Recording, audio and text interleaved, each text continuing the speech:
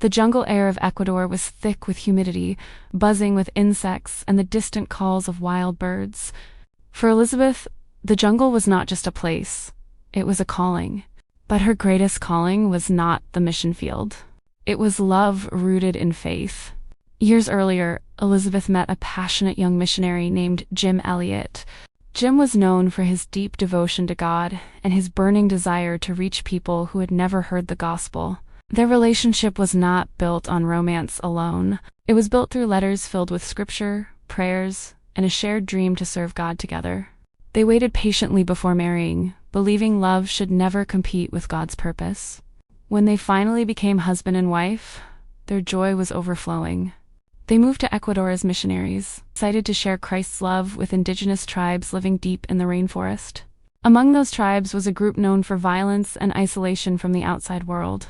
Jim felt strongly that God was calling him to reach them, even though the danger was obvious. Elisabeth supported him, though her heart carried quiet fear. Every day, she prayed for God's protection over her husband. In 1956, Jim and 4 other missionaries attempted peaceful contact with the tribe. They brought gifts, spoke friendly words, and believed God was opening a door.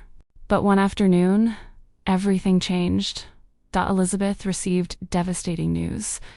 Jim and the other missionaries had been killed by the very tribe they were trying to reach. Her world shattered. The dreams of growing old together, raising their daughter with Jim by her side, all vanished in a single moment. Grief wrapped around her like a storm that would not end. Many people wondered how she could continue believing in a God who allowed such tragedy. But Elisabeth clung to her faith. Through tears and sleepless nights, she held on to the belief that God's love was still present, even in suffering. She later wrote that God is never absent, even when he feels silent. Then came a decision that stunned the world.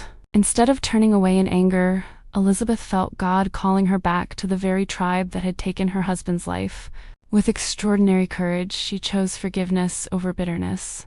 She moved into the jungle, living among them, learning their language, and showing them the same love Jim had died trying to share. Slowly, something miraculous began to happen. The tribe that had once responded with violence began to soften. They saw her forgiveness. They saw her compassion. Many eventually chose to follow Christ, transformed by the love they witnessed through her life. Elisabeth's story was not a typical love story. It was deeper. Her marriage to Jim reflected a love that extended beyond death, a love anchored in God's eternal purpose. Through her faithfulness, Jim's mission did not end in tragedy. It continued through grace.